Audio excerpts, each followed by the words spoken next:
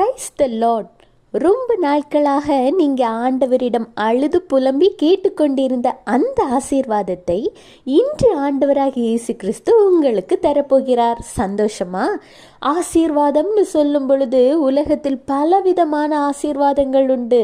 வானத்தின் ஆசீர்வாதம், பூமியின் ஆசீர்வாதம், கற்பத்திற்குரிய ஆசீர்வாதம், பொருளாதார ஆசீர்வாதம், எல்லாவற்றிற்கும் முதன்மையாக ஆவிக்குரிய ஆசீர்வாதம்னு ஆசீர்வாதங்களை அடுக்கிக்கிட்டே போகலாம்.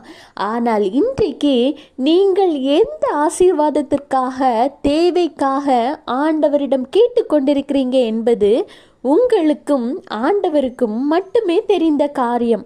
அதற்கான பதிலை இன்று ஆண்டவராகிய இயேசு கிறிஸ்து உங்களோடு பேசுகிறார். கேட்போமா? சங்கீதம் 134:3, வானத்தையும் பூமியையும் உண்டாக்கின கர்த்தர் சீயோனில்